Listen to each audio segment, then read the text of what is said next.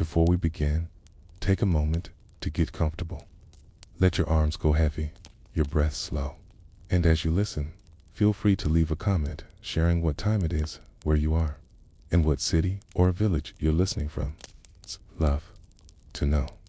And if you'd like more quiet stories like this one, don't forget to subscribe so they gently appear when you need them most. Now, let's begin.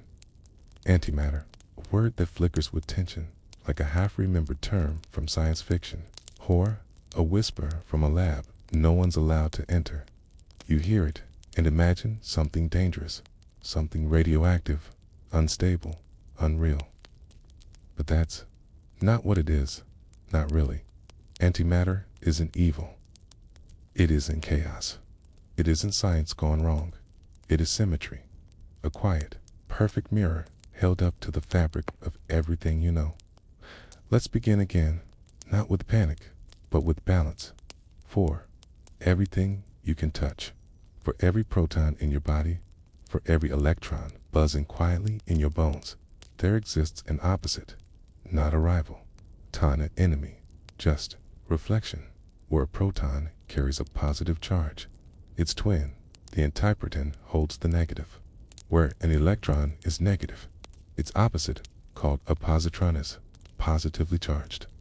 They are the same mass, same shape, same basic blueprint. By reversed two coins, identical in every way, except one has been flipped. They are matter and antimatter, and they come into this world together, always. You might wonder if every atom has a mirrored counterpart. Why don't you see antimatter walking around? Why doesn't the world shimmer with its strange light? Because something quiet, but unstoppable, happens whenever matter and antimatter meet. They annihilate, but not in an explosion, not in some chaotic firestorm. They vanish completely into energy, into pure light. In this way, came to matter becomes something sacred, a kind of reverse key to existence. Not something to fear, but something that holds up a mirror to the very laws that created you. When a pair of particles are created, say, in a flash of energy from a high-speed collision, or the heart of a star, they do not emerge alone. One is matter, one is antimatter, twins born together, perfect balance, like breath and silence, like light and shadow. But that balance doesn't last, because as soon as they find each other again, as soon as their paths cross, they cancel each other out. And what's left? Not debris, not fragments, only photons. Only light. It is one of nature's quietest equations. One particle plus one antiparticle equals nothing but energy. It's not destruction. It's transformation. You're used to thinking of objects as solid, permanent, things that endure. But on the quantum level, nothing lasts. Nothing is still.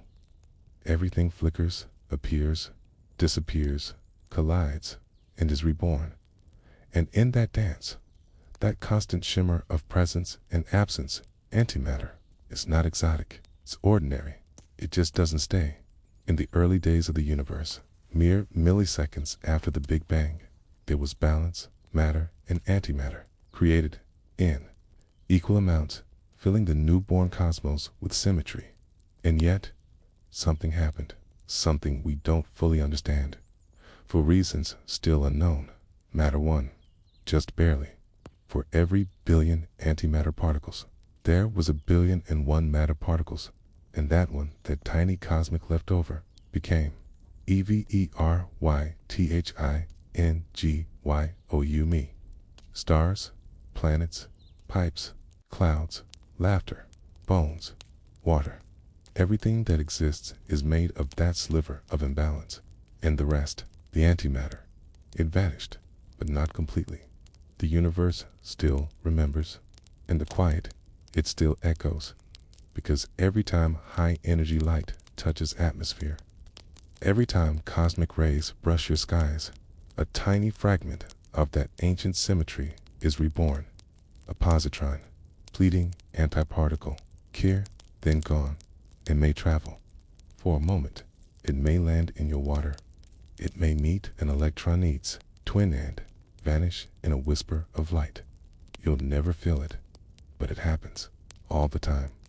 This is what antimatter truly is. Not chaos, not destruction, but balance, revealed briefly and then returned to silence. It's the reverse note in nature's song, the negative space in a painting, a twin who only shows up for a second, smiles, and disappears again. Scientists have learned to harness it for just a moment. In giant underground accelerators, they bring matter and antimatter into being, only to watch them vanish. And from those vanishing points, they learn about the universe, about what holds it together, and what might one day tear it apart.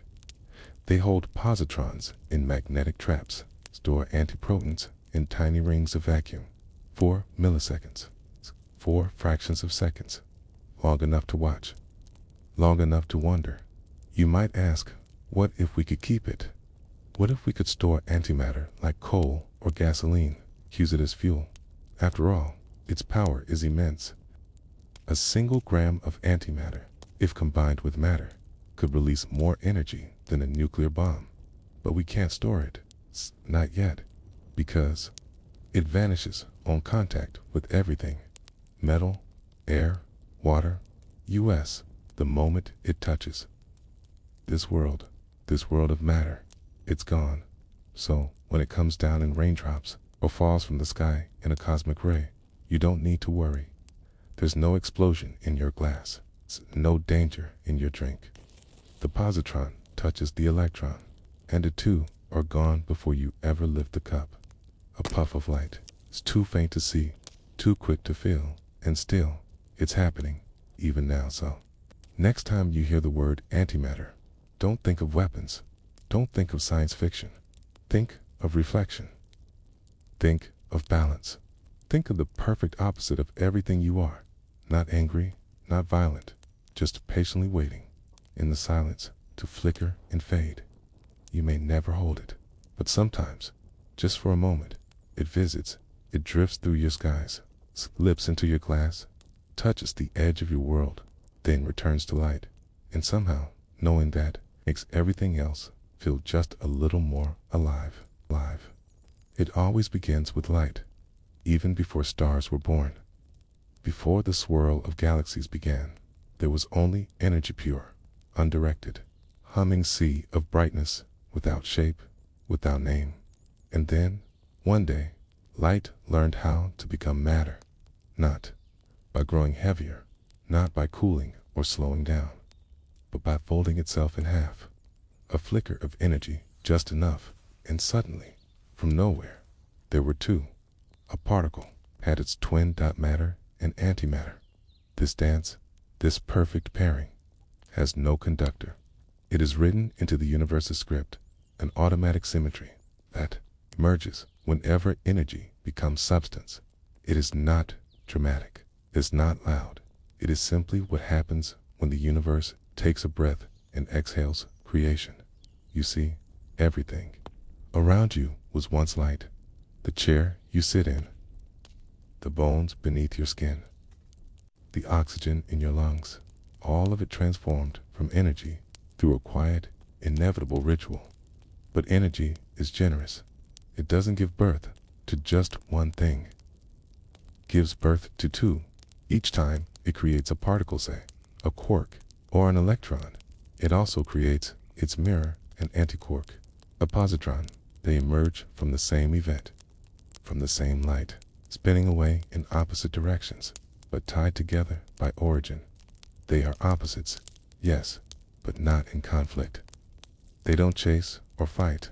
They orbit each other in a kind of strange, quiet partnership till they meet again, and when they do, they vanish. But they don't disappear into nothing. They become energy once more. They return home, like dew returning to vapor, or a wave dissolving back into ocean. In this, there is no waste, no residue. It's the cleanest transaction the universe knows how to make. Form and unform, matter and light. A circle that closes perfectly, leaving no trace behind. This is the dance of particles and pairs, not a waltz you can see. but one that shapes everything you are. Every flash of creation, every cosmic ray, every radioactive decay, every instant in the heart of a star repeats this dance over and over. A moment of light transforms into two who are born knowing they will meet again and in each other, not in anger, not in tragedy, but as part of the design. If you could see it, if you had eyes tuned to the quantum scale, you'd witness this ballet everywhere in the space between atoms, the static flicker of a television, in the invisible web that binds your body together, particles appearing and vanishing, pairs forming and canceling, tiny bursts of energy being reborn as substance, then fading back into silence. Every moment of stillness is built from this motion. This isn't just theory. It's not just poetry. Physicists have watched it happen in vast underground chambers, in colliders shaped like rings. They accelerate particles to near light speed, then collide them together. The impact, brief and blinding, releases pure energy dot, and from that flash, the dance begins again. Particles leap into being, quarks, leptons, bosons, and their mirror twins. A flurry of existence, lasting fractions of a second. Most vanish almost instantly, but a few, just a few stick around, enough to build atoms, enough to make stars, enough eventually to make you. What's strange is this: every time a particle is born, its partner must be born with it. This rule isn't optional. It's law. Charge must be conserved. Momentum must balance, so the universe, in its quiet fairness, never creates without creating opposites. It cannot make an electron without also making a positron. It cannot summon a proton without birthing an antiproton nearby. Even in chaos, symmetry holds. And yet, there's a mystery, because even though this balance exists, it doesn't last. In the early universe, matter and antimatter were created equally, but now, look around. Everything you see is matter.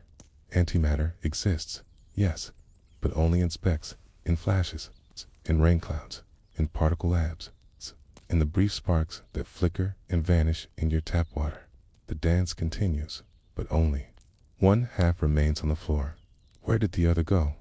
This is one of the great puzzles of physics. Why did matter win? Was there a slight tilt in the laws of creation? A bias so subtle that one particle in every billion avoided annihilation? We don't know, but without that imperfection, without that tiny imbalance, nothing would exist.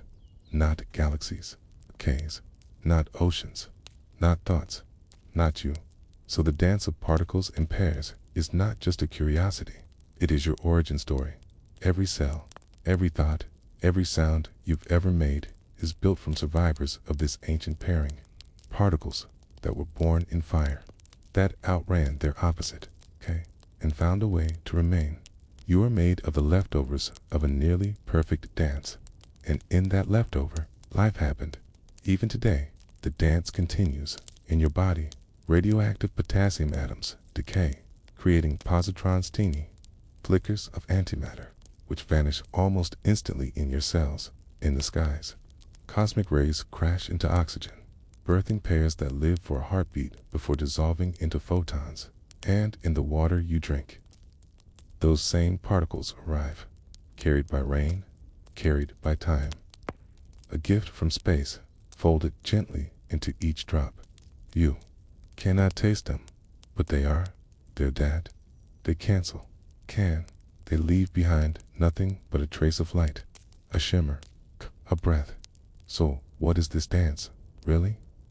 It is the universe reminding you that nothing exists alone, that every presence carries its opposite, that every birth includes a goodbye, that energy wants to become form, and form wants to return to energy.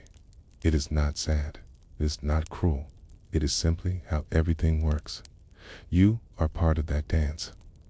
And even now, as you listen somewhere deep, inside your body, a positron is fading, and in that fading, a photon is born. A little light from a little disappearance. above you, higher than the reach of sound, beyond the whisper of wind or wing, a quiet rain falls. Not water, not snow, but light turned strange. These are cosmic rays, not the kind you feel, not the kind that warm your skin. They are particles from far away, beyond the moon, beyond the solar system, maybe even beyond the galaxy. They travel alone for millions of years, without slowing, without stopping. Just silent messengers from the deepest corners of the universe. And when they arrive, they do not knock the atmosphere. Thin, gentle, and blue is the Earth's shield. You look up and see calm skies, clouds drifting like thought, the sun sitting in its usual place. But what you cannot see is how busy the sky really is. Each second, millions of cosmic rays arrive. Okay? They pierce the upper layers of air, and then, like a stone dropped into a still pond, cause a ripple. Only the ripple is made of particles. One high-energy ray, perhaps from the collapse of a distant star, strikes a nitrogen atom in the sky, not with force you can feel, but with energy too vast for human senses. And in that instant, cascade begins. Particles split. New ones are born. Like dominoes falling, the ripple spreads downward through the atmosphere. muon, muon, neutrino, and somewhere in the cascade, the positron is born, a sliver of antimatter, bright, brief, and barely there. It falls like dust you'll never feel.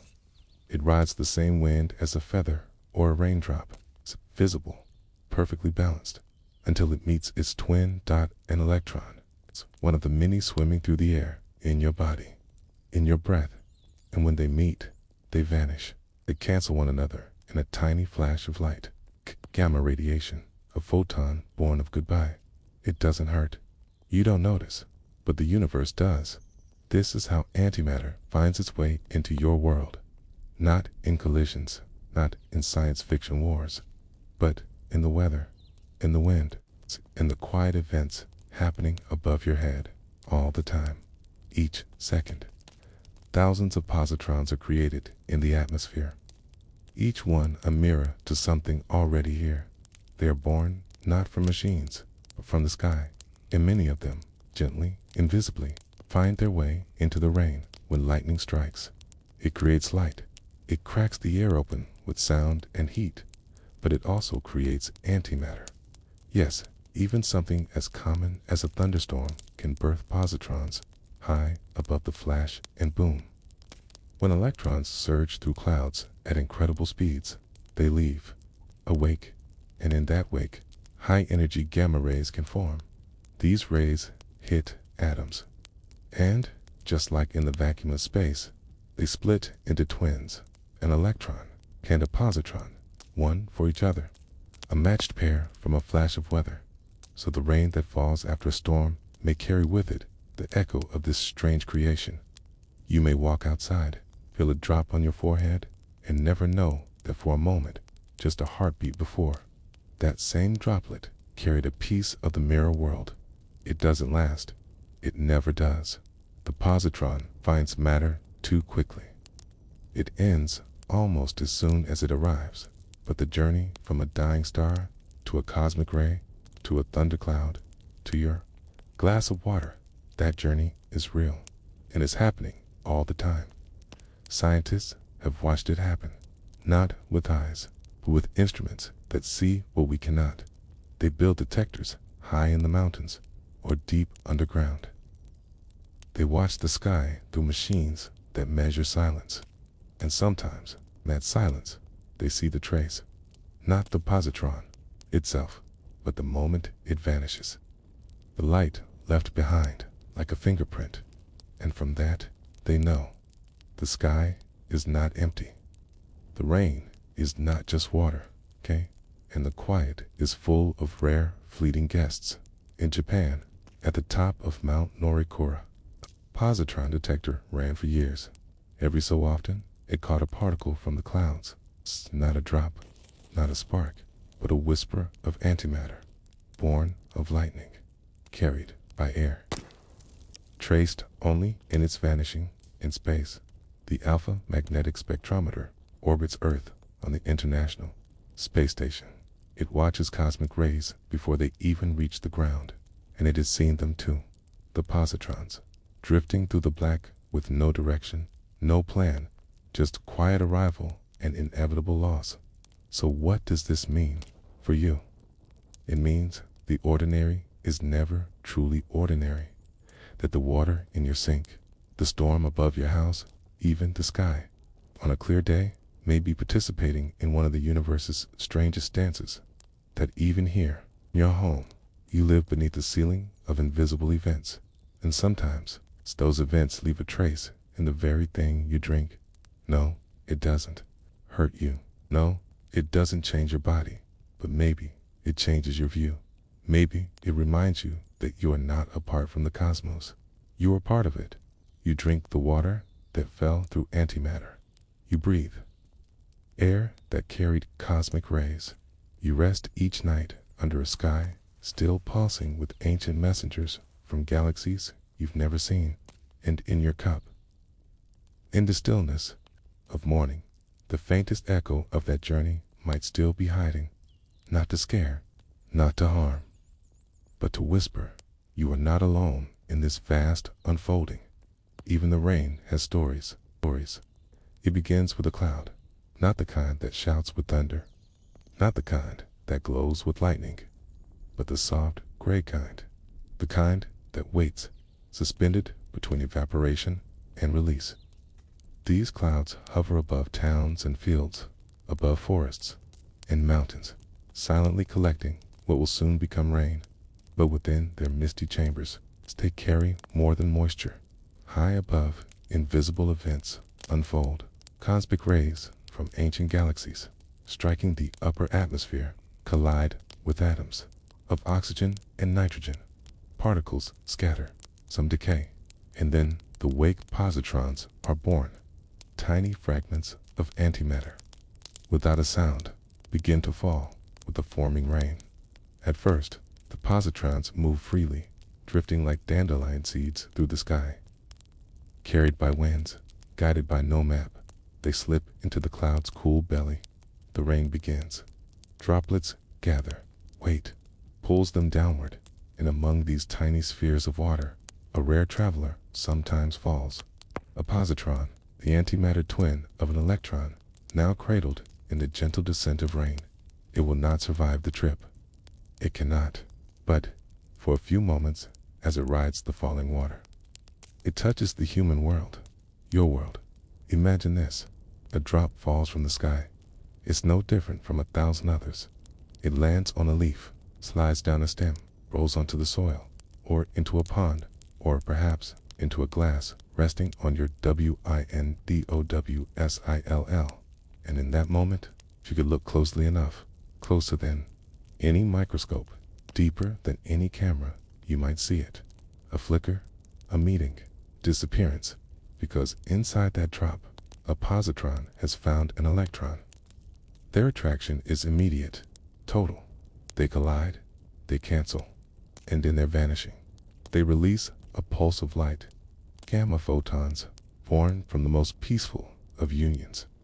This doesn't harm the water. It doesn't change the taste. Q wouldn't feel a thing. But physics does. It notices, okay, and it remembers. Detectors designed to pick up such brief signals. Machines buried beneath mountains, shielded from the noise of the surface world, have heard these events. They've heard the whisper of a positron disappearing inside ordinary water. In 2011, scientists at the Kamioka Observatory in Japan reported traces of positrons during thunderstorms. But even when the skies were calm, there were still signals trickling in here and there, quiet but unmistakable. And so, researchers began to wonder, could positrons survive long enough to reach the ground without a storm to guide them? Could the rain itself be a carrier? Not every drop, but some, enough to whisper a yes. The mystery deepens, not because it's unsolved, but because it's invisible. Antimatter doesn't knock. It doesn't light up the sky or send warnings through through the wind. It simply exists for a moment, then stops, and yet its fingerprint lingers. To understand how this works, imagine a trail of snowflakes, but instead of melting, they disappear into light dot. Imagine catching one just before it fades. That's what scientists do. They detect a positron in a drop of water. There's beauty in that brevity, you see? Most of what shapes the universe is fleeting. Supernova burn for days, quit, but they end stars that lived for billions of years. Black holes consume light, but began as collapsing suns, and a positron, born in the sky, is carried by a raindrop, vanishes in less than a blink. Yet it changes how we see everything, because it proves that antimatter is not some exotic, distant thing, not locked in laboratories or floating in space. It is here, now, in your world, in your water. This realization changes the way scientists think. It invites new questions. If positrons ride rain, what else might travel this way? Could other particles, born of cosmic violence, be hiding in clouds? Could we use rain as a natural detector, a mirror for the cosmos? It sounds like fantasy, and yet it's becoming science. New experiments are now looking at rain not just as weather, but as messenger. Each drop a potential archive of celestial events. And what does this mean for you? It means that next time it rains, you might look differently. You might watch the water gather on a window and think, somewhere in that falling drop may be the final journey of something born in the stars. Somewhere in that rain, a mirror to your own matter might be vanishing into light too small to see. It doesn't change how you drink it. It doesn't change how it feels, but it changes how you feel about it.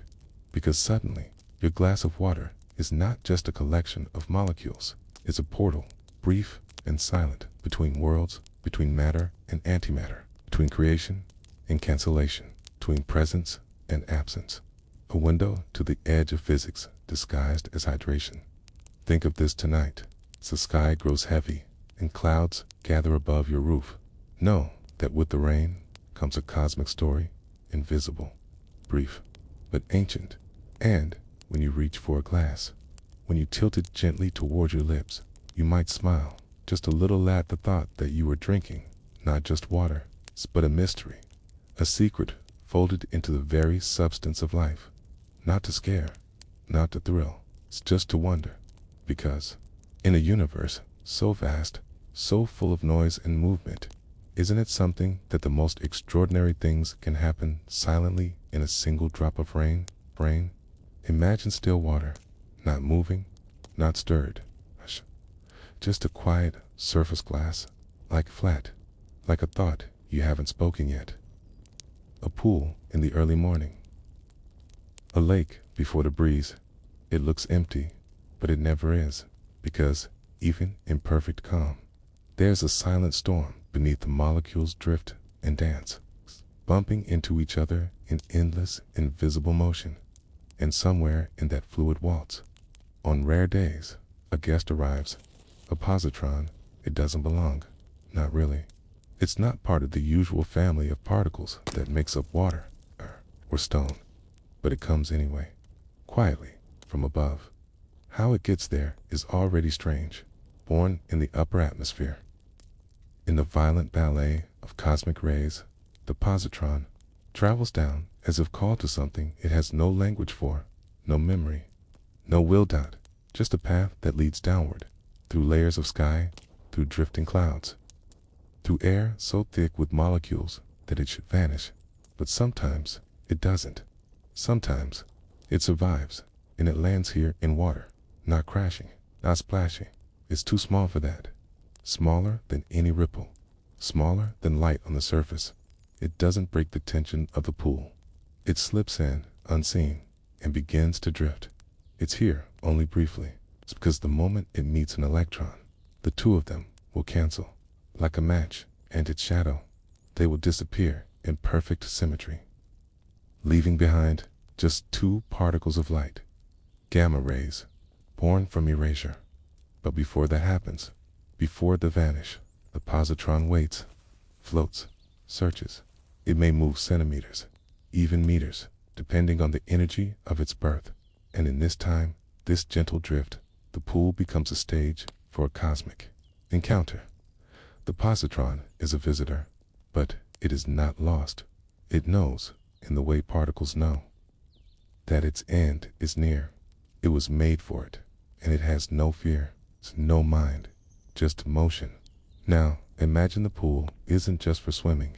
Imagine it's part of an experiment, deep underground, protected from all the noise of the surface. The Super Kamiokande detector in Japan, a vast chamber filled with 50,000 tons of ultra-pure water. It's buried beneath a mountain. There are no waves, no sunlight, just sensors, thousands of them. Photo multiplier, tube size, for invisible flashes. Waiting, always waiting for what? For the light that comes when matter and antimatter meet. It's here that scientists have captured the signal. Positron, fallen from the sky, entering the pool, it travels. It meets an electron. They vanish. Okay. And in that vanishing, a flash, not bright, not long, but real, caught by the silent watchers on the wall. Translated into data, studied, proving that something once impossible has now been measured. Antimatter. In water, your own tap water isn't so different. It's not purified for physics, not stored in caves. It's not watched by machines, but it's made of the same thing.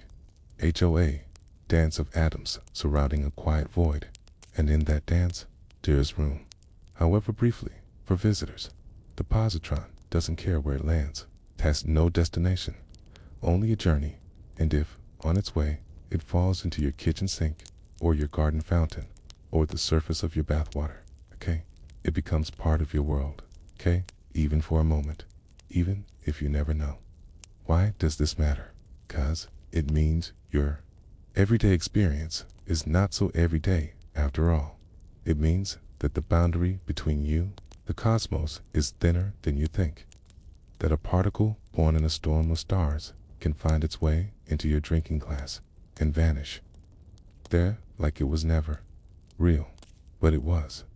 It is. Science confirms it. So does light. Now think again about the pool. A simple place. Something children splash in. Something we lounge beside on hot days. A blue rectangle, framed by concrete or grass dot. And beneath the surface, unknown to everyone, a tiny collision plays out. A positron, drifting through hydrogen and oxygen, meets its mirror. They embrace. They vanish, and light appears. Not sunlight, not heat, but gamma light. The silent signature of symmetry. You wouldn't see it, couldn't feel it, but it's there. And it reminds us that the universe isn't far away. It's here, with us, in us, even in the most ordinary places. Scientists have used this knowledge to build machines, PET scanners, positron emission tomography, medical tools that use antimatter to see inside the human body. The same phenomenon, brought into control, harnessed antimatter, not for war, not for power, but for healing. A reminder that the things we fear can also become tools for good, that mystery can lead to mercy, to medicine. But the positron in your pool isn't here to help. It isn't here to harm. It simply is. It falls, drifts, meets, vanishes. Its light is not for you, okay? But you can imagine it. And sometimes that is enough. As you lie still, listening to the hush of night, remember, you are made of matter. But you are surrounded by its twin, and though the two cancel one another, for the briefest moment, they also dance in your pool, in your glass. In your world, what happens in space also happens in silence. What we call distant may be close. What we call impossible may already be floating just beneath the surface, waiting to vanish, waiting to glow, waiting to be known, to catch what does not want to stay. That is the challenge. Antimatter arrives in whispers, stays for fractions of a blink, and leaves behind nothing but silence and light. How do you detect something that cannot be touched, that flickers into existence, only to disappear as if it never was? The answer is patience. The answer is stillness. The answer is learning to listen to what most people never hear. In the beginning, we didn't even know what to look for. Scientists once believed the universe was entirely made of matter atoms, electrons, molecules, all predictable, all visible in some way. But in the 1930s, a strange possibility began to emerge, that for every known particle, it might be a mirror version, same mass, opposite charge. Not science fiction, not fantasy, but a reflection so precise it cancels out the original with perfect symmetry. This was antimatter, and it changed everything. To study it, you must find it. And to find it, you must accept that it leaves no footprints in the dirt, no trails across the sky, no sound in the night. It leaves only light, but not just any light. A burst of gamma radiation produced when a particle and its opposite meet and disappear. That's your clue. That's your window. It's the whisper you must learn to hear. So scientists built ears for a silent world. They called them detectors. But in truth, they are listeners. They do not grasp or hold. They wait, like monks at the edge of the cosmos, tuned to the hush between stars. They capture the moment when a positron, antimatter's electron twin, vanishes into light. And in that flicker, they read a story billions of years in the making. These detectors come in many forms. Some are buried deep beneath mountains, shielded from background noise. It's a super Kamiokanji in Japan, a cathedral of darkness filled with water clearer than crystal, lined with light-sensitive eyes. Others float in the upper atmosphere, balloons and satellites, scanning the sky for positrons born in cosmic rays. Still others sit in hospitals, PET scanners, using tiny amounts of controlled antimatter to map the living body from within. Each one a different kind of instrument, but all listening for the same fragile hymn. Imagine how this works. A positron enters the detector, invisible, silent. It finds an electron. The two meet. They annihilate in that instant. The gamma rays burst outward, back to back, like hands clapping in the dark. The detectors are arranged in rings or fields, and both rays strike sensors at opposite sides of the circle at the same time. A line is drawn, a path, a memory, got, and by measuring countless paths, scientists reconstruct the event that caused them. They find, in the echo of vanishing, the shape of something once real. This is not easy. It takes time. It takes trust. Most of what happens is noise, random, ordinary, but every now and then, perhaps once in a million tries, the signal appears. 2 photons, 2 hits, K-match, and then they know a positron was here, briefly, beautifully. Think of the scale in your body. Millions of positrons are created during a PET scan. Each one meets an electron. Each one vanishes, and yet the machine sees them. Not directly, but through their absence. It listens to what is no longer there. And that is how it builds an image, okay? A portrait of blood flow, of brain activity, okay? Of metabolic change, all from the disappearance of something you can't feel. This teaches us something subtle, that not everything real must be permanent. That vanishing can still leave proof. That the invisible can still shape what we know. Antimatter, in its silence, reminds us to be gentle with knowledge, to wait for the flicker, to believe in the trace, and in tap water. Yes, even here, though the detectors are not built into your sink, the principle remains. If you took that glass and placed it in a sensitive enough field, you might catch it a rare positron, born from cosmic rays, landing in the water, finding its opposite, and winking out, not with a bang, not with heat, just with light, just with knowledge, and someone watching carefully enough might write it down. There are experiments that do this. Cloud chambers, where charged particles leave trails of condensation as they pass through supersaturated vapor.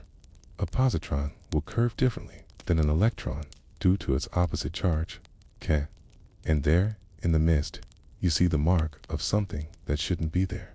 A ghost, K. A twin, a visitor gone before you can say its name, but real nonetheless. Even in more complex instruments, like the alpha magnetic spectrometer attached to the International Space Station, scientists are chasing the faintest hints of antimatter from space. Sometimes they find positrons.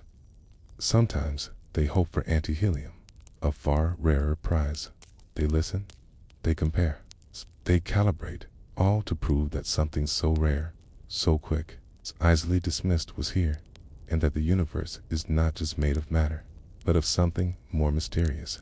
To listen this closely, you must tune out the world, shield from vibrations, cool the sensors.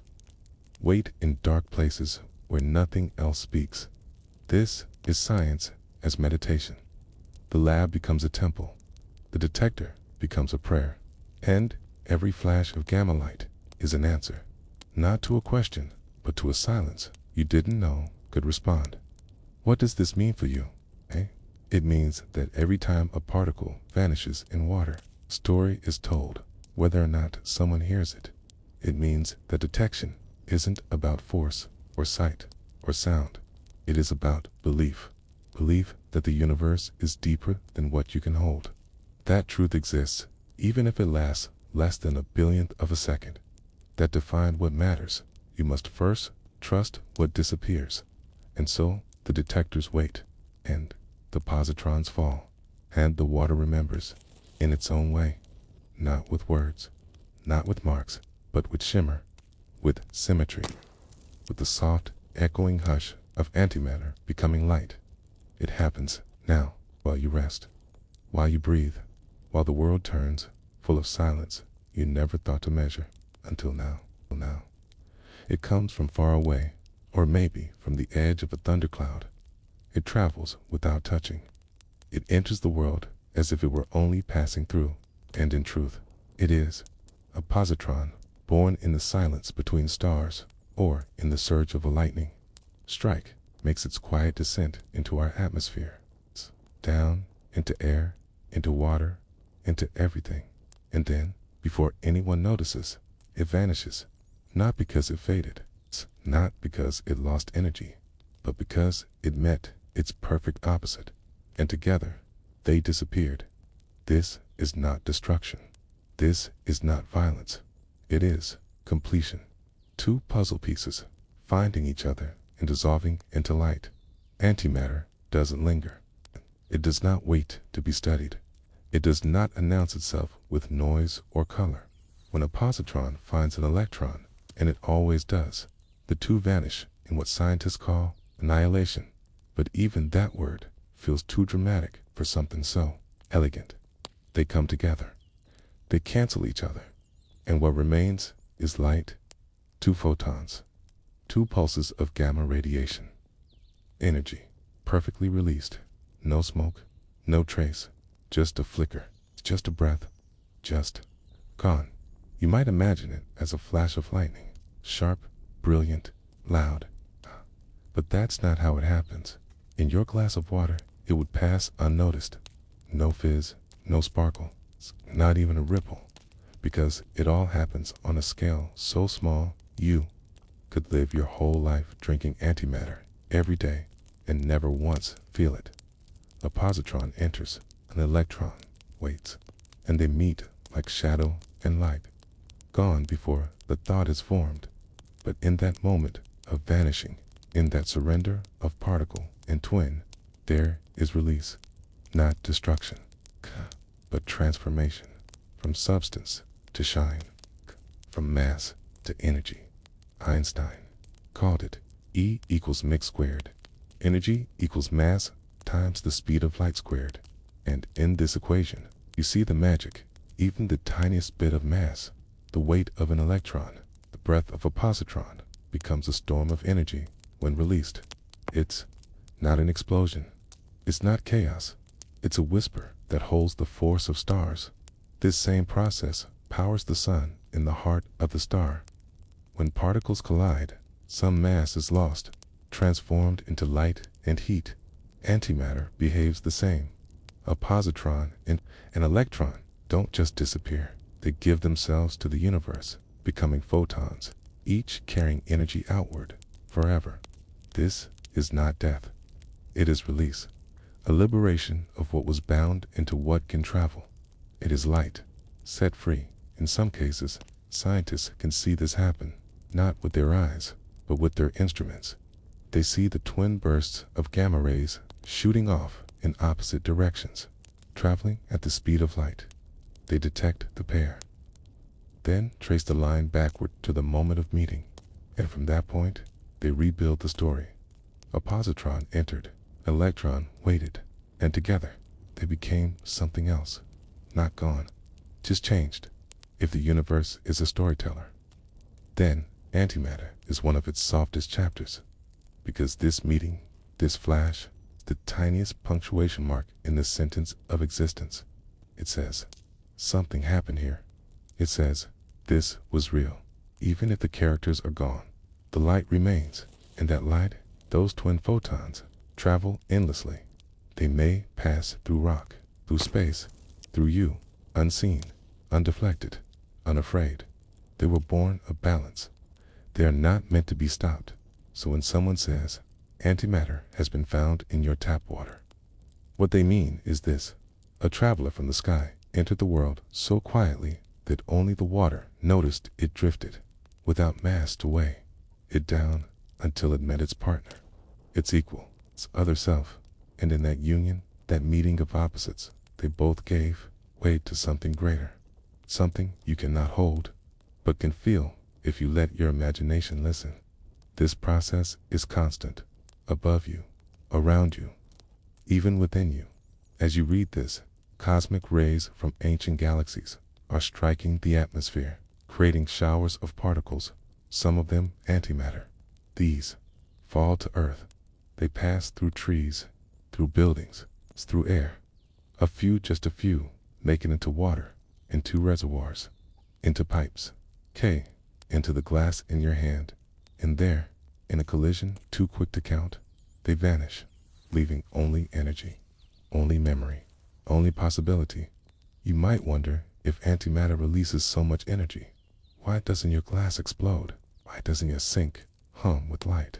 Because it all comes down to how rare and how brief the interaction is. Positrons arrive alone, singular, solitary, and when they meet their match, an electron, always waiting, they produce energy, yes, but on a scale so small, so precise, it affects nothing around it.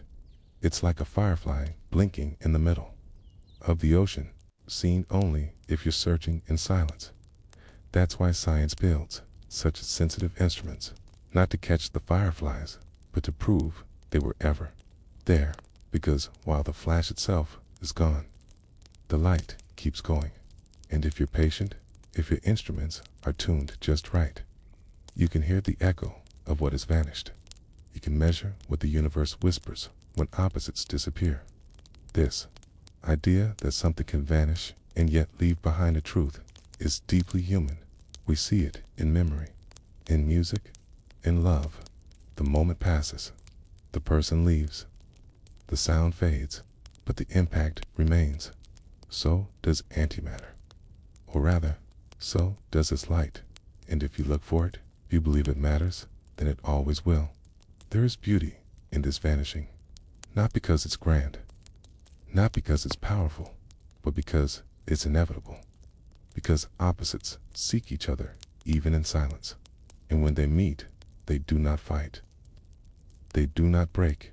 They simply let go and become something the universe can carry further than either could alone.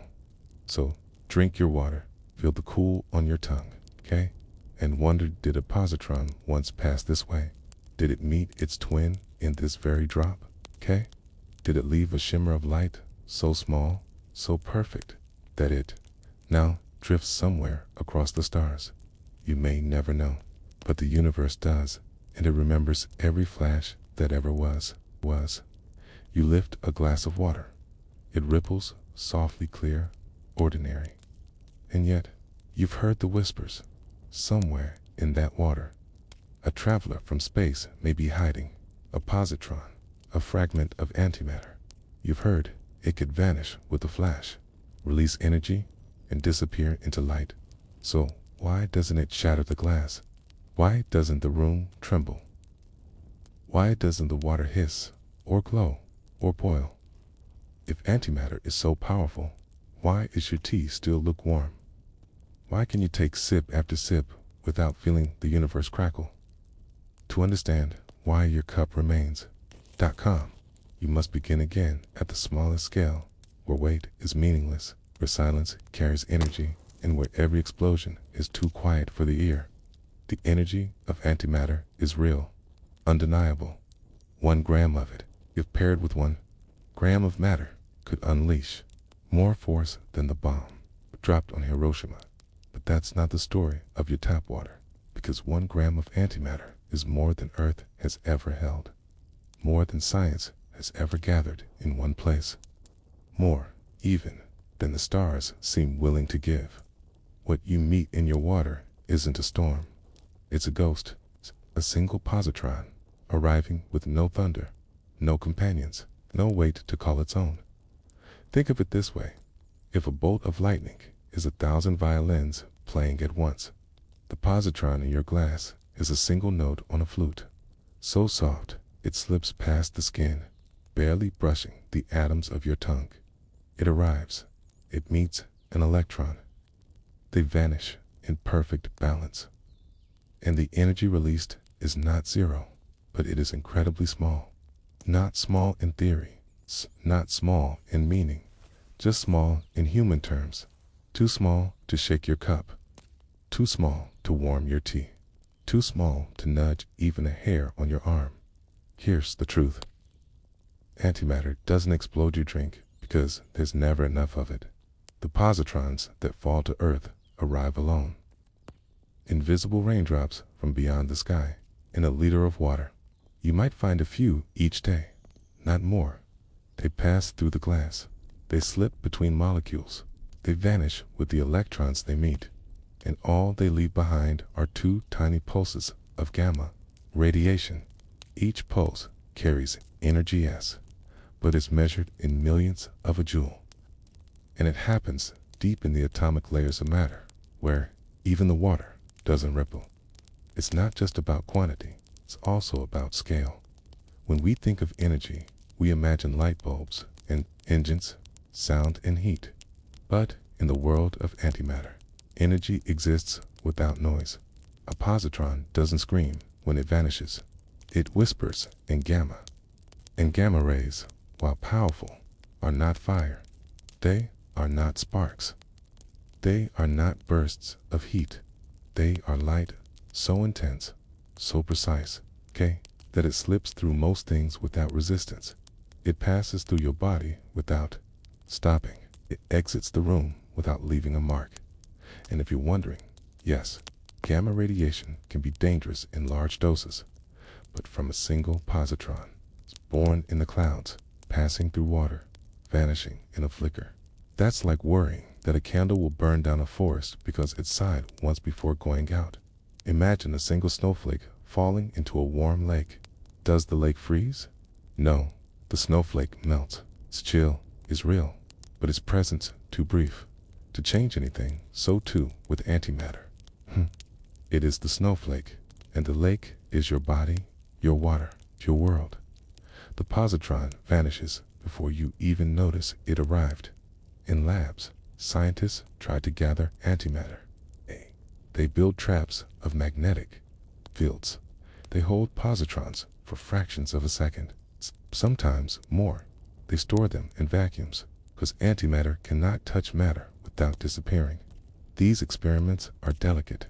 They cost millions, and still, they can only gather tiny amounts. To make even a millionth of a gram requires huge machines, enormous energy, and painstaking care. So the idea of antimatter accumulating in your kitchen? No. Nature gives only a whisper, never a roar. And even in those scientific traps where positrons dance in waiting, there are no explosions. When annihilation happens, there is no fireball. It's light, That's all the matter and antimatter.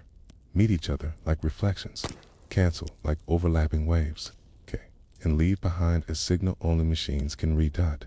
So next time you pour a glass, and someone tells you there might be antimatter in there, don't flinch, smile, because what they're telling you isn't that you're holding danger. They're telling you you're holding wonder, that inside your cup a journey might end, that a particle born in a storm or a star has arrived in your world just long enough to disappear, and in that disappearance it becomes light. It does not explode, it does not burn, it simply lets go. And that light, those gamma rays, they don't stop. They pass through walls, through miles of rock, through space itself. They join the constant, invisible river of photons that fill the universe.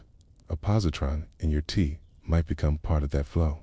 A ripple, so small you'll never see it, but it's there, traveling forever.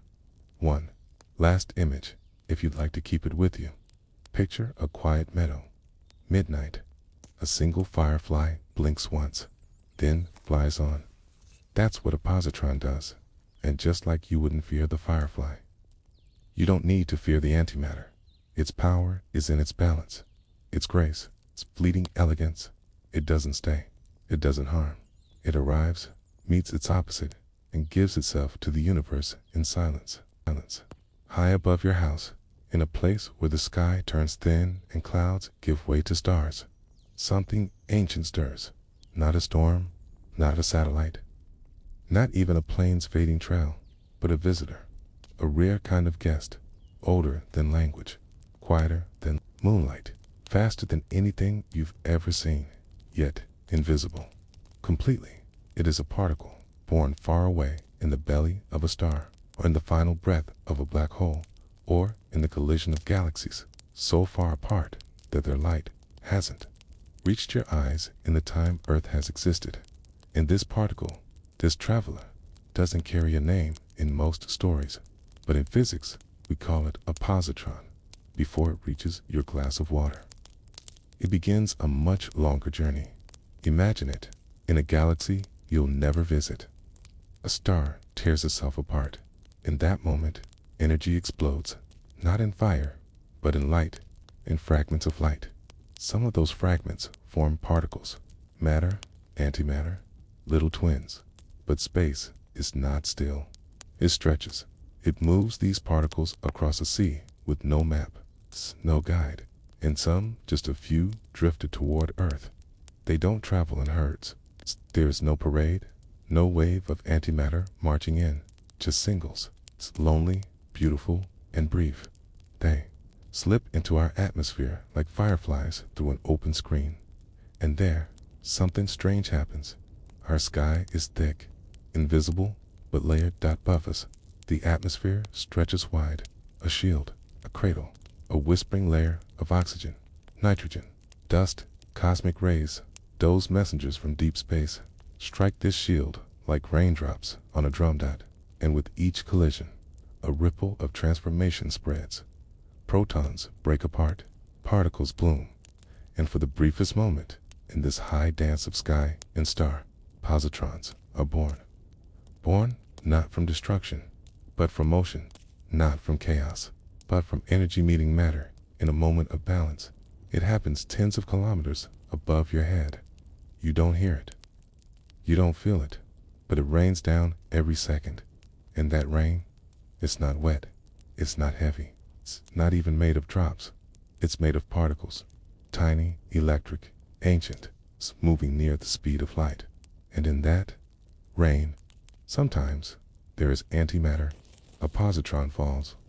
It weaves through clouds. Sometimes it is caught in lightning. Sometimes it's wrapped in an electric storm. Sometimes it drifts on its own through the wide blue hush of the troposph. It doesn't glow, it doesn't burn, it simply falls. It meets molecules of air, dodges them, or passes through. It reaches the ground, perhaps a leaf, perhaps a river, perhaps your glass. If you've placed your water on a table beneath an open window, there's a chance that in this moment, This very night, a positron enters your cup. You won't see it. You won't hear it. But science says it happens. Not every minute, not every hour, but often enough that we found them, not just in labs, but in lakes, in oceans, in rain, in the water we call ours. This is not science fiction. It was once theory, but now it's measured. Physicists use Cherenkov detectors, giant tanks of pure water buried deep underground. They watch for light that isn't supposed to be there. They wait, and in the stillness, sometimes a particle enters the water and vanishes. In that moment, a ring of blue appears. It's not a splash. It's not a spark. It's Cherenkov radiation. It's a faint signature of a particle moving faster than light through water. Yes, faster than light, but only in that medium. It's not breaking physics. It's playing inside the rules. And sometimes that ring comes from a positron. This discovery is quiet. There are no headlines, no fireworks, just data, just light, just understanding. And slowly, the picture becomes clearer. Antimatter visits us, not in bombs, not in battles, but in whispers, from the sky, into the water, into the body, and then gone. But if it's so quiet, how did we ever find out?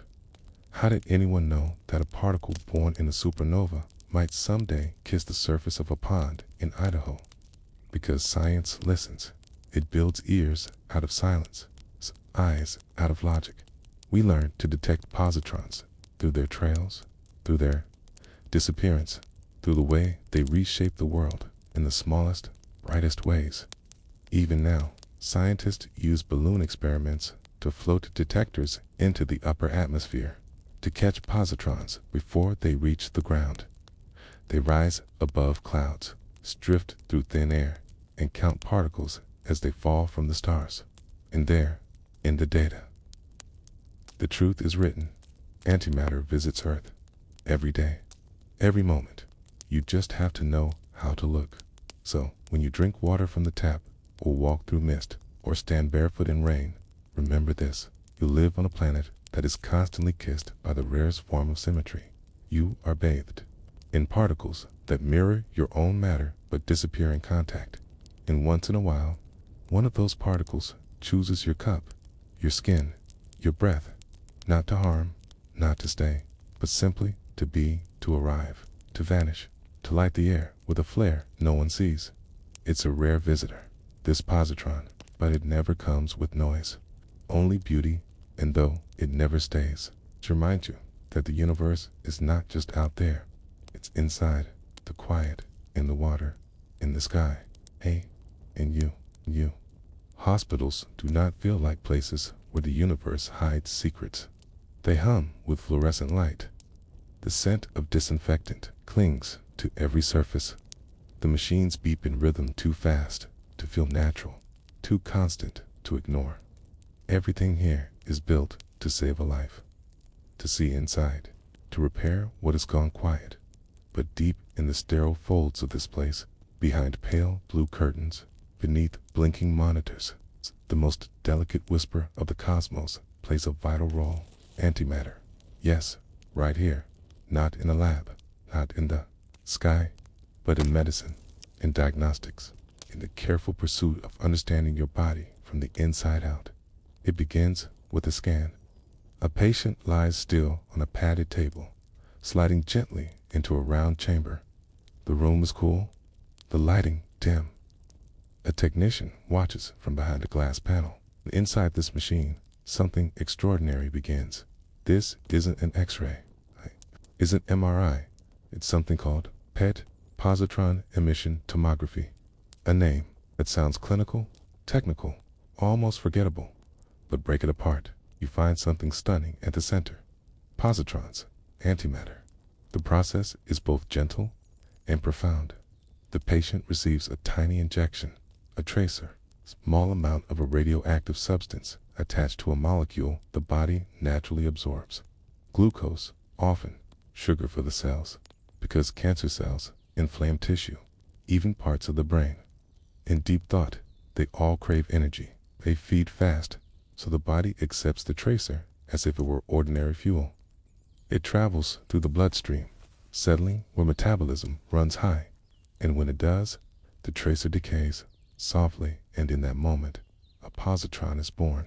You can't feel it, can't see it, but inside the body, in the warmth of blood, in the hush between cells, a particle of antimatter appears, just for a moment, just long enough. It travels a fraction of a millimeter, less than the width of a hair. Then it meets its mirror, an electron.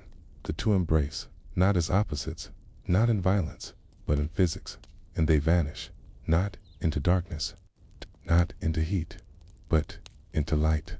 This is called annihilation, but it isn't destruction. It's transformation. The particles meet, and instead of becoming less, they become something new. Photons, bursts of light, to gamma rays, flying off in exactly opposite directions, each holding exactly the right amount of energy to speak to. The machines listening from outside. The PET scanner ringed with detectors.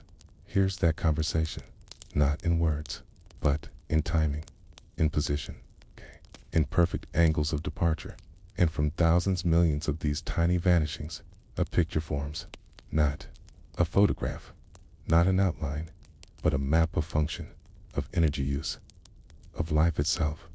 This is why antimatter is here, not in weapons, not in science fiction, but in the deep, measured study of healing. Because PET scans are more than pictures. They are insights into motion, into change, to what cells are doing while you lie still and wait. Doctors can see tumors before they take shape. They can trace the brain's fire as it thinks, remembers, dreams. They can track inflammation, follow disease, watch recovery as it happens in real time. All from a single positron, one vanishing light at a time. It's strange to think that the very particle which the universe destroys on contact, we have found a use for. More than that, a purpose, that something so unstable, so rare, so easily erased, is helping keep people alive, helping answer the deepest question medicine ever asks. What's happening inside? Of course, this wasn't easy. The road to using antimatter in hospitals was long. It began in labs, cues, in chalkboard equations, in dreams of what could be seen if only we could find the right kind of invisibility. Researchers had to learn how to create positrons, not just observe them in cosmic rays, but manufacture them safely, consistently, predictably. They needed isotopes that decay in just the right way. They needed ways to attach those isotopes to glucose, water, proteins, things the body recognizes as familiar. They needed machines to detect the softest whisper of annihilation through layers of flesh and bone. And once they had all this, had to prove that it worked, that it helped, that it mattered. And it did. PET scans are now standard, common, essential. They guide cancer treatment. They diagnose neurological conditions. They help measure strokes, seizures, trauma, Alzheimer's. Each scan a quiet use of the universe's rarest light. Each diagnosis a glimpse into a fire that burns with no heat, no sound, no flicker you can see, except through the lens of antimatter. And so we arrive at a strange truth. The rarest thing in the cosmos is in our hospitals. The particle that shouldn't exist is helping save lives. The mirror of matter. Its shy, vanishing twin now tells us more about our bodies than almost anything else. Not by lasting, but by disappearing. There is something beautiful in that. In the idea that vanishing can leave a trace, that something fleeting can be the key to understanding what stays, that opposites can come together, not to clash, to illuminate. You may never feel a positron, but one may already have been inside you, not from a star, not from the sky, but from a syringe, a scan, a test meant to help you heal, and it left you with nothing, just light, just data, just answers. In the end, that is the story of medical antimatter. It appears, it vanishes. It helps. It exists only to be understood. Every story you've ever known began with balance. Day and night, light and shadow, breath in, breath out. So did the universe. At the beginning, it is believed, there was not just light, but perfect opposition. Matter and antimatter, created, together, equal in measure, equal in possibility. 1 for 1, tense of pairs, a mirrored birth, and then, somehow, one side vanished. This is the puzzle, the greatest symmetry the cosmos has ever offered. Broken, quietly, permanently. You live in a universe of matter.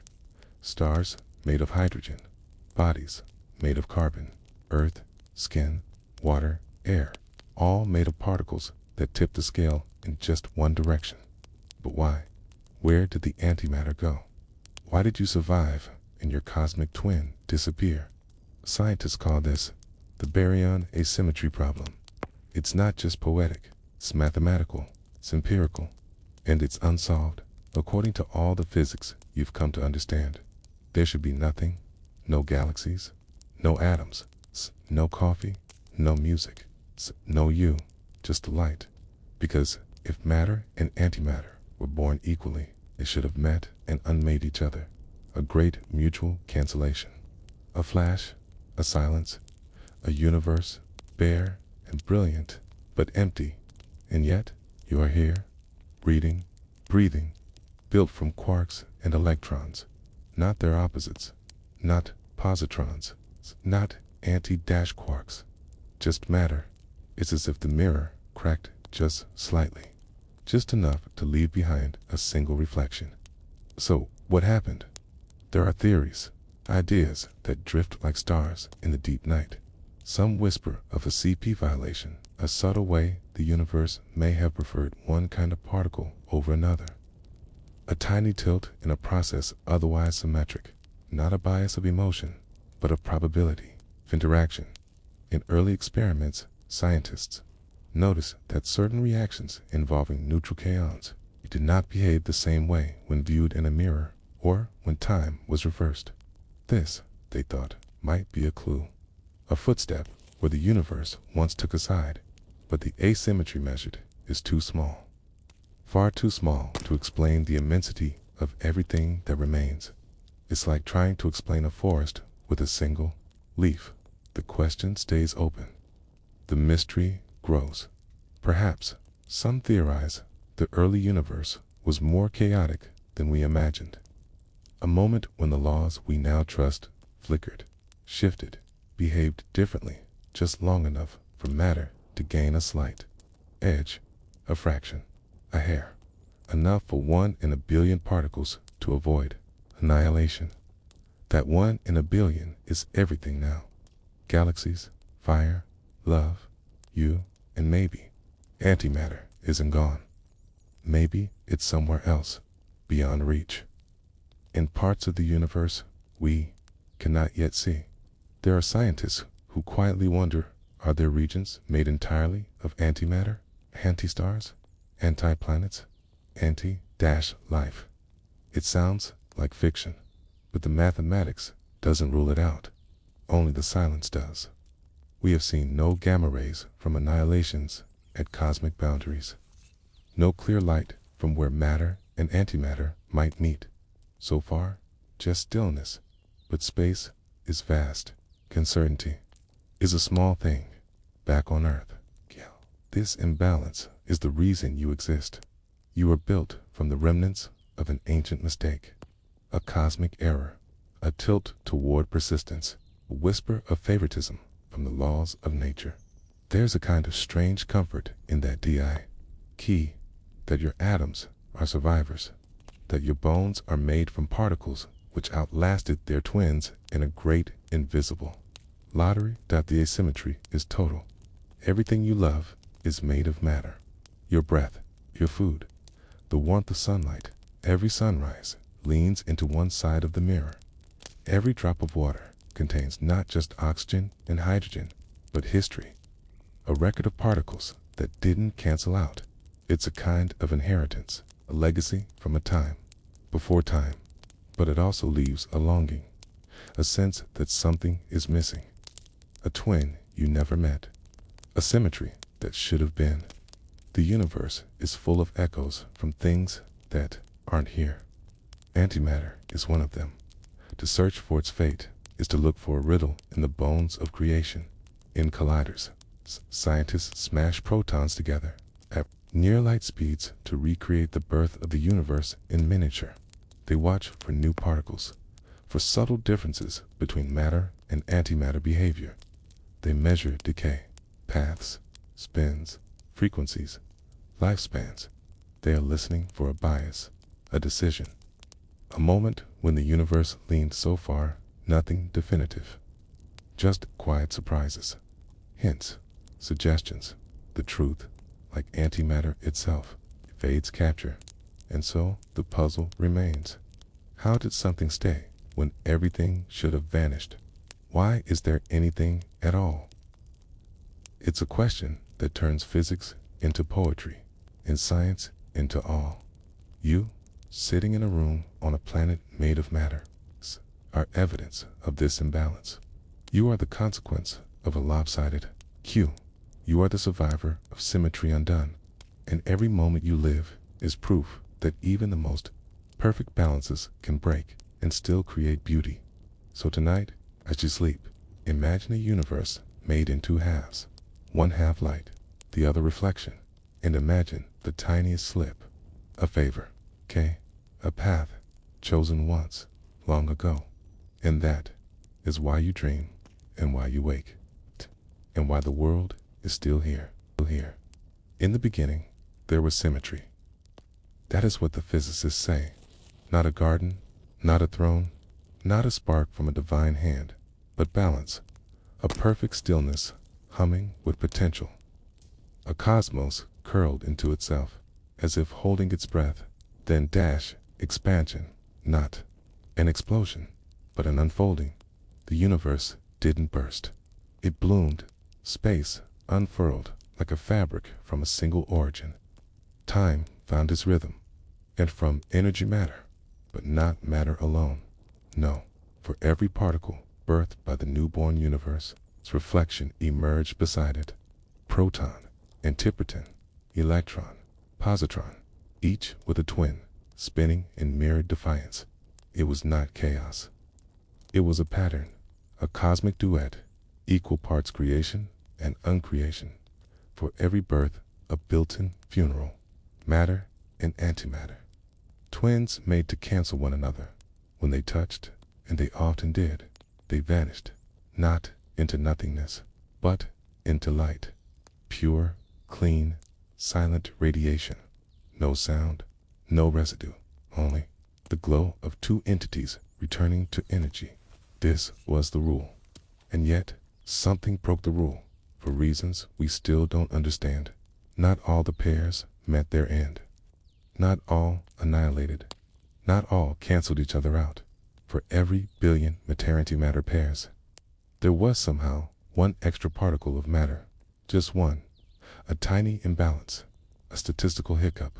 Deviation so small, it seems absurd that anything could come of it, but that one in a billion.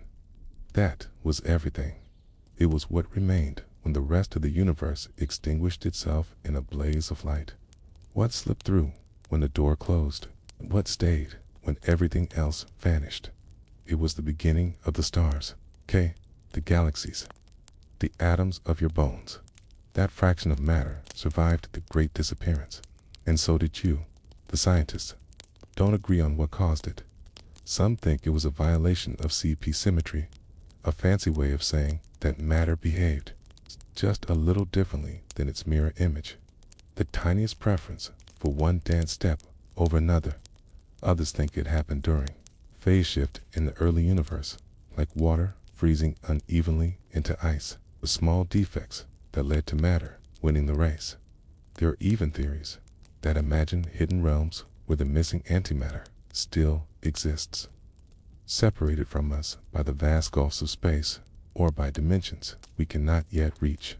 But none of these answers are final. None are certain, because we have never seen a universe without us in it. We are survivors, trying to understand why we survived. The great disappearance is not just a moment in time, It is the reason time continues. Had matter and antimatter destroyed each other completely, there would be no clock to wind, no sun to rise, no hand to lift a pen or strike a note or pour a glass of water flecked with the shimmer of stars. There would be only darkness and silence, and radiation rippling forever through an empty sky. No galaxies, no poems, no questions, only a perfect, tragic symmetry. Instead, you live in the aftermath of a break in that symmetry, a crack in the mirror, and in that crack, everything bloomed. That tiny sliver of imbalance formed the scaffolding of all structure. It gathered into atoms, then into molecules, then into dust, then into clouds, then into stars that lit up the dark. Those stars lived and died, and in their death, they seeded heavier elements, carbon, oxygen, iron. Those elements became planets, and on at least one of them, life, cells, creatures, thoughts, you. So, in a way, the great disappearance was not a loss, but a sacrifice, necessary erasure to make room for imperfection. And it is from that imperfection that complexity arises. Symmetry is beautiful, but it is sterile. It does not evolve. It does not breathe. It does not write lullabies. It is the asymmetry, the imbalance, the deviation from perfect cancellation that gives the universe its depth, its movement, story. Think of it this way.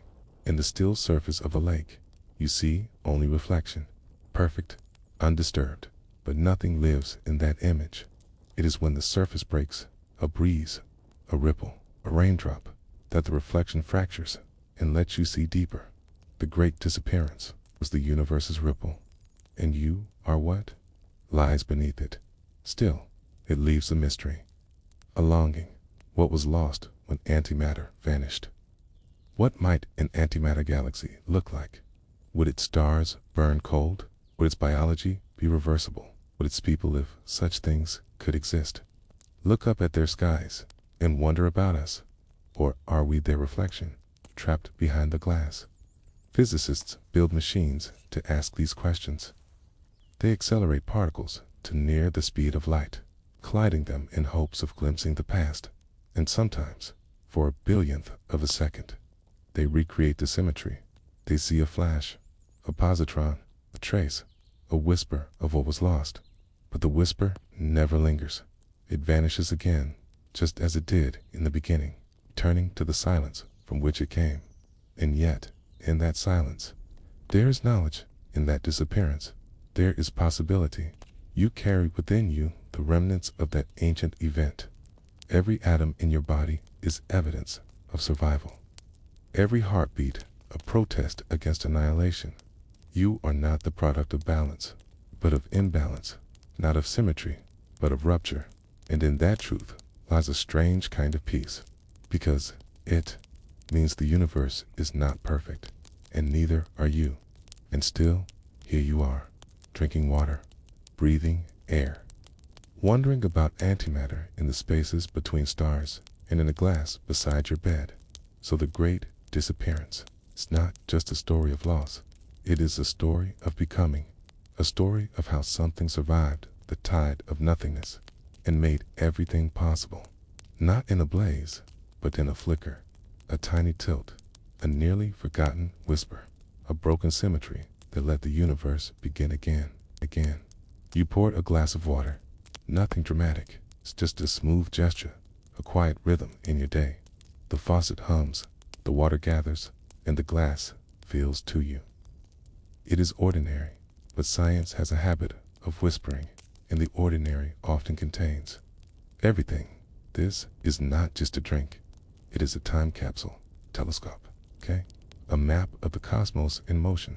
Because water is not just water. It is memory and mirror and messenger. Think of what had to happen for that glass to reach your hand. Rain? Yes. Clouds, of course. But before the clouds, before the rivers, before the pipes and filters and tanks, there was sky. Not the kind you can see. The kind beyond even night. Cosmic sky. Space without end. There, in the vastness, high-energy particles drift, are born from supernovas, black holes, collapsing stars, cosmic rays, roam the universe like forgotten travelers searching for somewhere to land. Some do. They strike Earth's atmosphere. Do not knock, okay? They arrive without permission, with a silent force. And in that impact, strange things are born. Particles, showers of them, including, for the briefest flicker, antimatter. One of these may be a positron, a mirror of the electron, okay? Identical in mass, opposite in charge. It lives for only a moment. But in that moment, it falls down through the thinning air, into clouds, into rain, and if conditions align, it may descend with a droplet that enters your glass. It will vanish, gets annihilated, touch, matter, and dissolve into light. But before that, it leaves a trace, a whisper, a shimmer, signature, and you drink it without ever knowing. This is how water becomes a telescope, not a lens in the traditional sense, not glass and metal, not mirrors and domes perched on mountains, but a collector, a basin, a record, because within water, light travels, its particles move, succeed, I carried, and with the right instruments, you can listen. You can hear what the sky was saying long after the message arrived. Consider the neutrino, a ghost particle, massive in number, infinitesimal in mass. Billions pass through your body every second, from the sun, from distant stars, from the Big Bang itself. They pass through rock, through oceans, through cities, through you, without touching anything, except, sometimes, in water. One does. It collides, gently, delicately, and in that rare moment, gives off a tiny flash of light. This flash can be seen by detectors deep underground. Caverns filled with pure water, shielded from noise, waiting in stillness.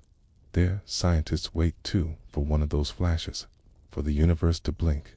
So yes, your tap water is a kind of telescope. It receives messages from the sky, from the past, from places no rocket could ever reach. It does not amplify, it does not zoom, but it receives, tate, and sometimes it reveals. You might ask how. How can something so mundane, so daily, so domestic hold the fingerprints of the cosmos? But the answer is in the nature of matter. Water is not blank. It is not still. Its molecules move, vibrate, bond, stretch.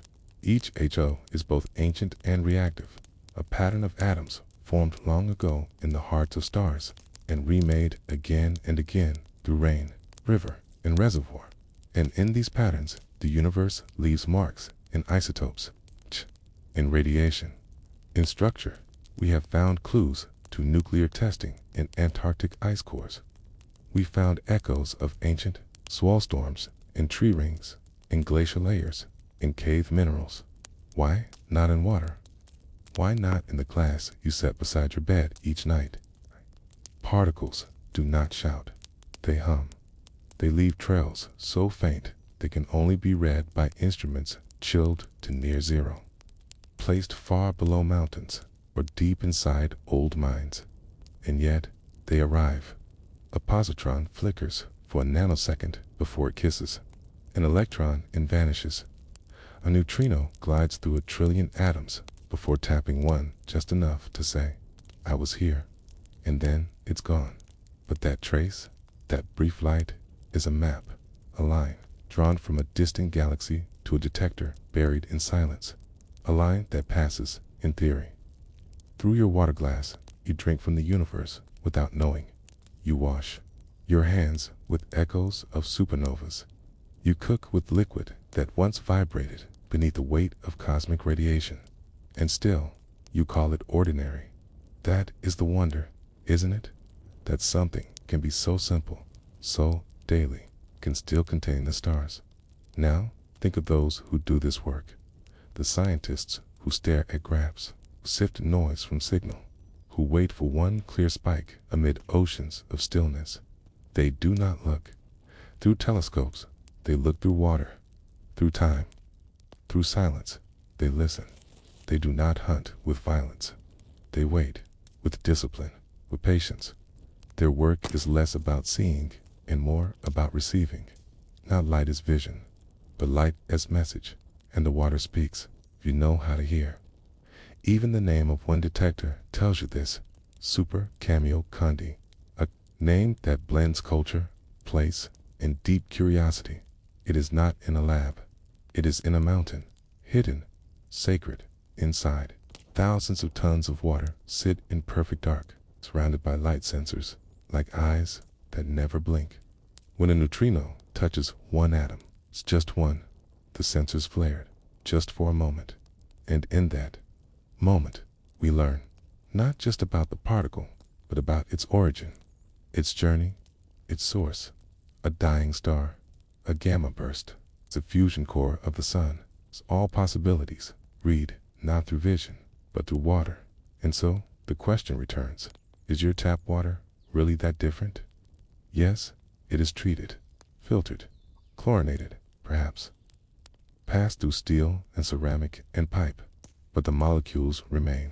The patterns persist, and as long as water flows, particles will pass. Some from space, some from deep inside the earth, some born in storms you didn't feel, and each of them, however briefly, might stop in your cup, might pass through your skin, might whisper, "I was here," and vanish. In that sense, you were always looking up, even when looking down. Your water is a mirror of sky and soil, a record keeper without pages, a book written in light and motion. And though you may never read it, it holds your place in the universe. It tells you, quietly, you are part of this, you always were, and everything that has ever passed, passes through you still. It is easy to think of danger as loud, explosions, collapse, sirens in the night. But there is another kind of danger, a quieter one that arrives not with noise, but with knowing, the kind of danger that sits in notebooks, in equations, in glass chambers behind lab doors, the kind of danger that does not break things. It changes how you understand them, subtly, completely, forever. Antimatter is one of those dangers, but not because it is evil, not because it will burn the world, and not because it waits in your tap water like a fuse. No, the danger is softer than that. The danger lies in what it teaches, and how it might one day rewrite what we believe to be true. Began here. When antimatter was first imagined, it was not discovered in a lab. It was drawn on paper, a math problem, a symbol, a possibility. Paul Dirac, a man trying to unify the mathematics of quantum theory with the geometry of relativity, found, buried in his own equations, something unexpected. A negative solution, a twin to the electron, same mass, its opposite charge. The math did not demand it loudly, it merely offered it like a riddle in reverse, and Dirac, being a man of quiet curiosity, listened. Years later, in cloud chambers, scientists began to see strange curves, paths traced in vapor, twisting opposite of what they should. A particle that bent the wrong way, that moved like an electron, but behaved as its mirror. The positron had arrived, not summoned, not created. Stotus. That's how discovery often works. The thing doesn't change. You do. In time, more followed.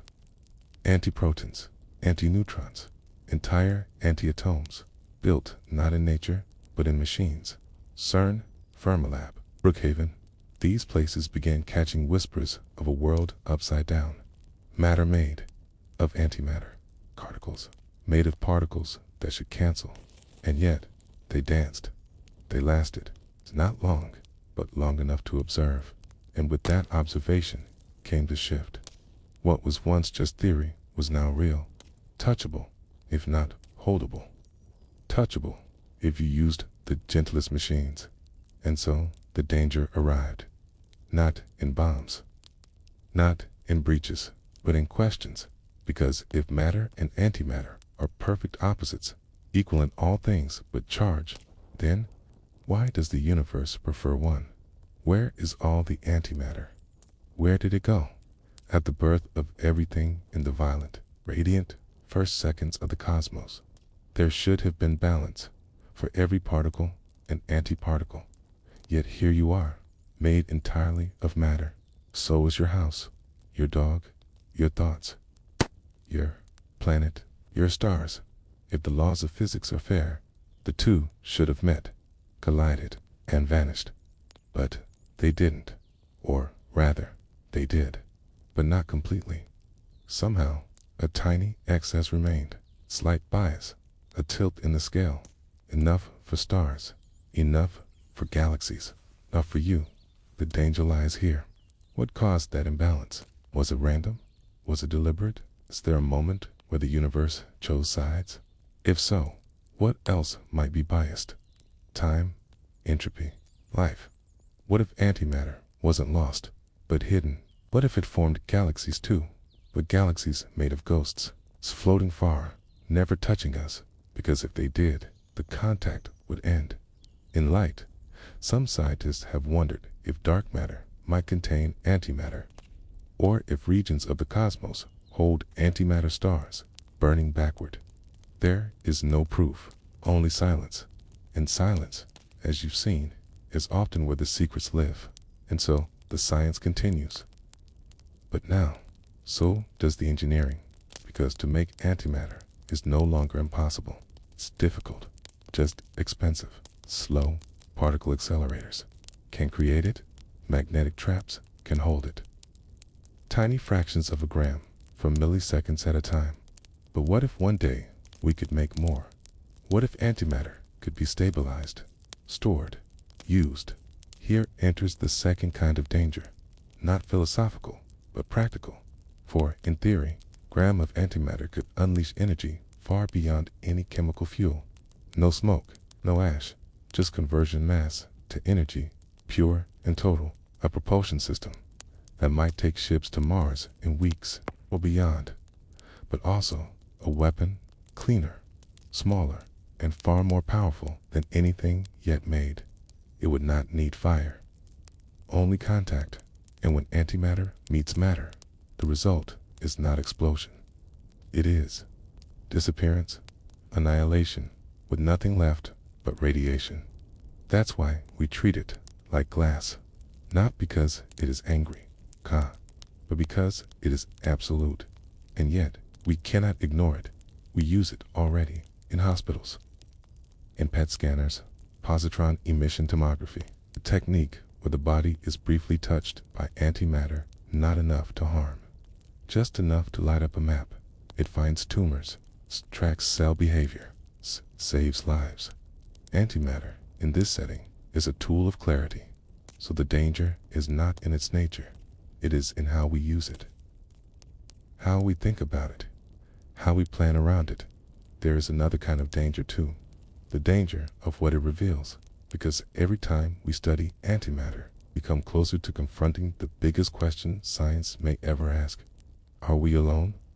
Not in the sense of aliens, not life on other planets, but alone in form. Is our kind of matter the only one that thinks? Could there be antimatter worlds, planets made not of rock, but anti-rock, bodies of anti-water, breathing anti-air? Sounds like fiction, but physics allows it. We just haven't found it yet. And maybe the danger is that we're not looking hard enough. Maybe the danger is that we are looking, but wouldn't recognize the signal if it arrived, because the tools we use are built for our world. They listen for particles we know. They echo patterns we expect. But if the universe hides an entire mirror realm, we might be deaf to its language. We might walk past it every day. It might exist in the corners of what we dismiss as noise. And if we ever do find it, the question becomes, what happens next?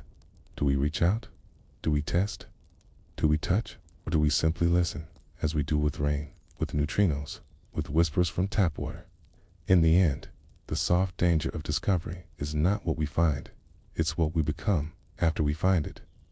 Once you know the universe holds a mirror, once you know that every atom has a twin it cannot touch, you begin to see differently. You question symmetry.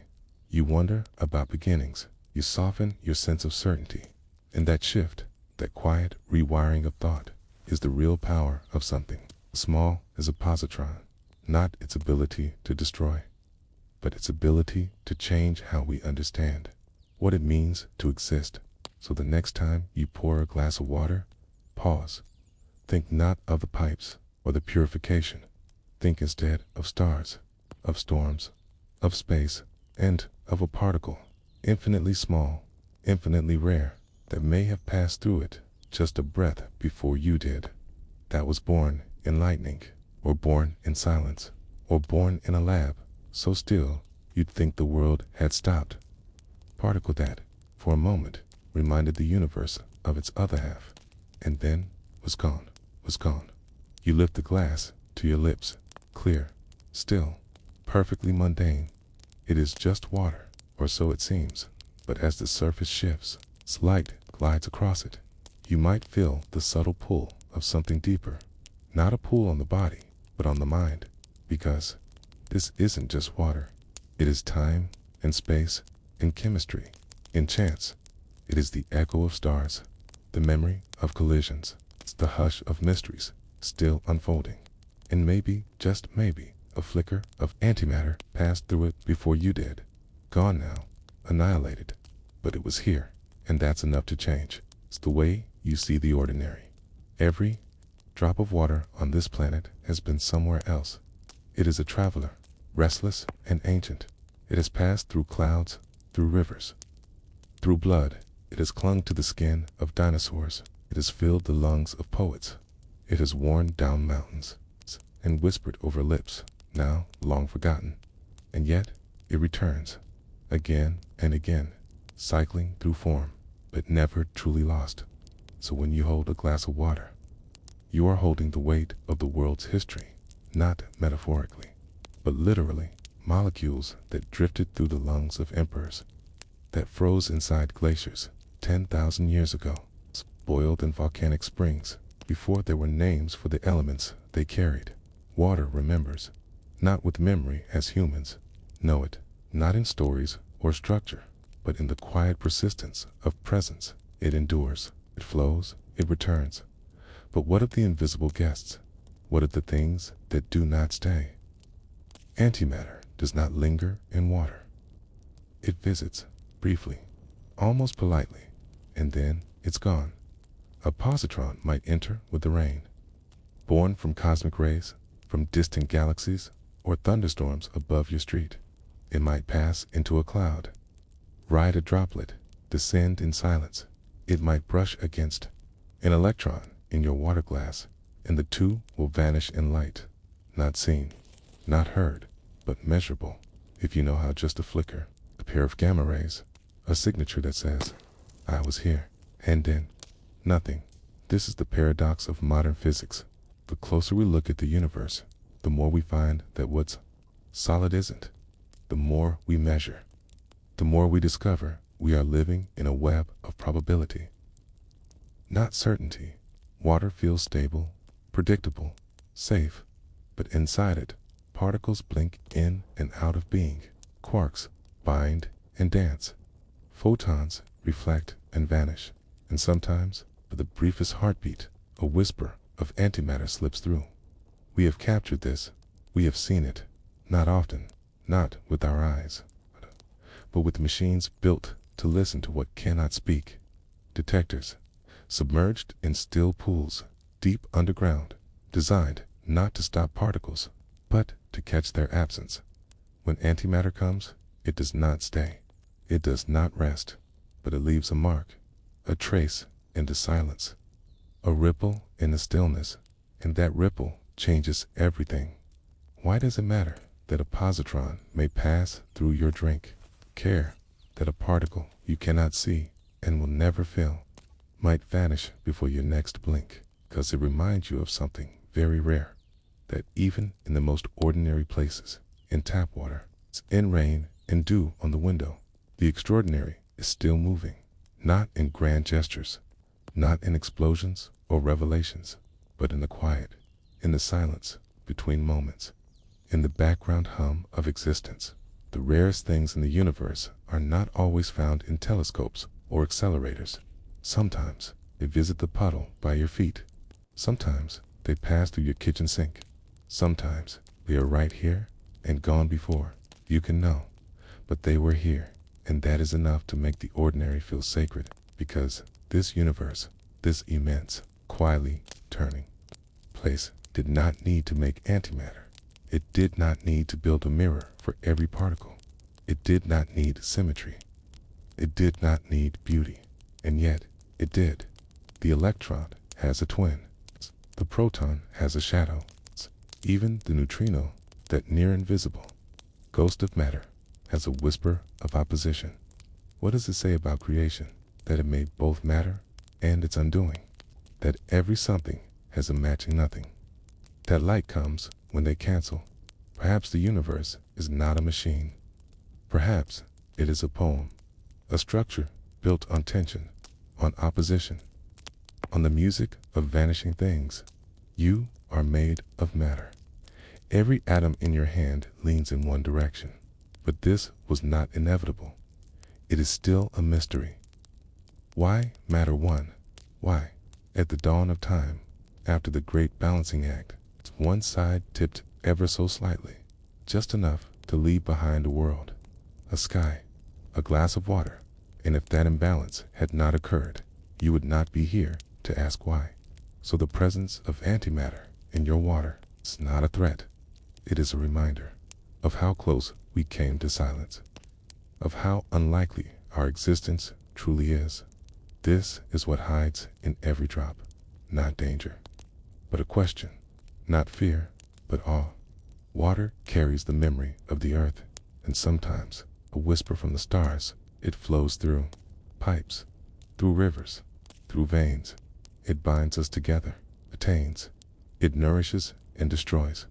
And somewhere in all of that, in the flicker of a positron, in the quiet disappearance of an unseen guest, we are reminded, that we are not separate from the universe. We are part of its conversation, even if we do not always hear it. So drink slowly. Let the glass rest in your hand a moment longer. Think of the journey that water has made and the ones that passed through it. Think of the soft collision that might have occurred as it waited on your counter, and think of what that says about everything else, about time, about balance, about the possibility that the smallest things can hold the deepest truths. You are drinking a miracle, not because it saves you, but because it exists, and for a moment, you are part of its flow. Take a moment, look at the glass of water resting quietly by your side. Perhaps it's warmed slightly by the room. Perhaps a bead of condensation slides silently down its smooth edge. And as you lift it, the liquid inside ripples faintly, obedient to gravity, reflecting the dim light. But what is it, really? This everyday substance, clear, scentless, weightless on your tongue. What quiet memories does it carry? What forgotten chapters of the cosmos drift within its gentle sway? 'Cause this isn't just water. It is history, suspended. It is ancient, wandering matter, never created, never destroyed, only passed along from one moment to the next. Every molecule in that glass has been somewhere. Every hydrogen atom, the most ancient in the universe, was forged mere moments after the Big Bang, not in a star, but in the first breath of time.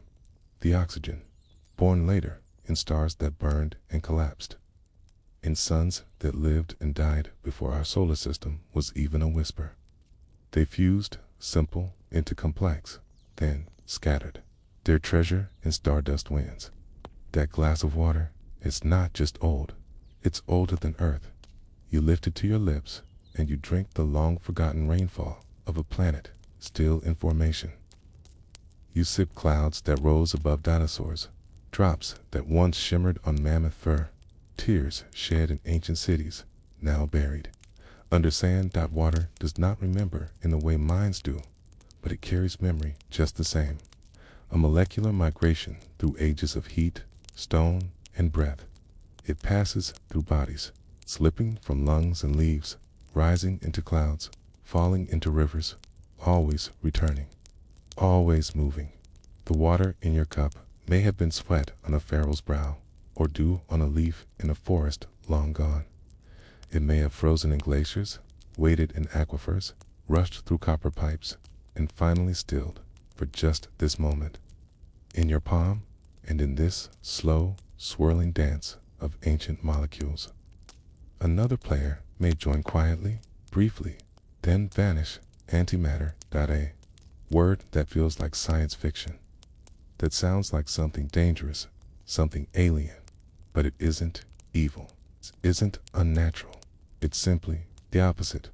For every type of particle that makes up you, electrons, protons, neutrons, there is an opposite version. Same mass, opposite charge, perfect mirror symmetry. These are the antiparticles. A positron is an electron's mirror. It's an antiproton, the proton's twin in reverse and together. When matter and antimatter meet, they do something extraordinary. They disappear, not into smoke or ash, but into light. It's pure energy, not destructive in the way you fear, but elegant in its finality. This glass you hold, it may have carried one.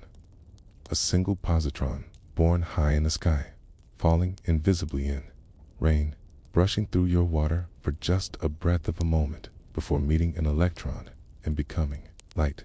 It happens all the time, not just in labs or distant galaxies. Here, now, in the silence of your kitchen, in the stillness of a puddle, in the shimmer of a forest pond. You live in a universe where opposites touch and vanish, where balance is not static, but explosive. And you, drinking this glass, are part of that fragile balance. Every heartbeat, a brief harmony in the ancient music of matter. And if that's true, if antimatter visits your cup, house might move through water unseen. The answer is nearly everything. Water is the carrier of life, but it is also the host of particles born in violence and mystery. From the edge of the cosmos, its cosmic rays streak toward Earth with speeds unimaginable. When they strike your atmosphere, they split, shatter, attain these things among them, positrons. These particles rain down like microscopic starlight, falling through clouds, mingling with snowflakes, and slipping quietly into your streams and sinks. The water you touch has danced with visitors from space, not metaphorically, literally. And now, scientists have found ways to listen to them. They build quiet machines, hidden in caverns, filled with ultra-pure water and lined with sensors sensitive to the smallest flashes of light. And when a positron meets its match, when it vanishes in a blink of brilliance, these sensors catch the whisper, a soft blue glow, a signature, a ghost of annihilation. And from this ghost, they learn about physics, about the universe's shape, about why there's something rather than nothing, and all of that. From water, you might expect discovery to come in bangs and flashes, but often it comes in stillness.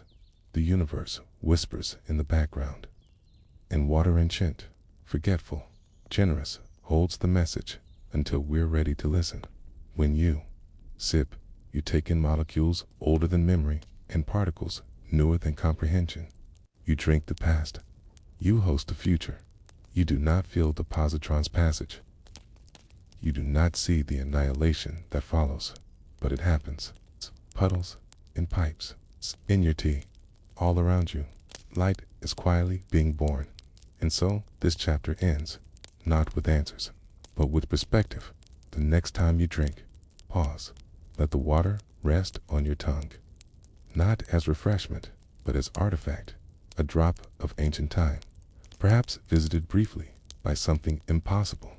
A reminder that you live not in a world of plain surfaces, but layered depths, that mystery flows through you, and you through it, and that even in your most ordinary moments, you are touched by the cosmos.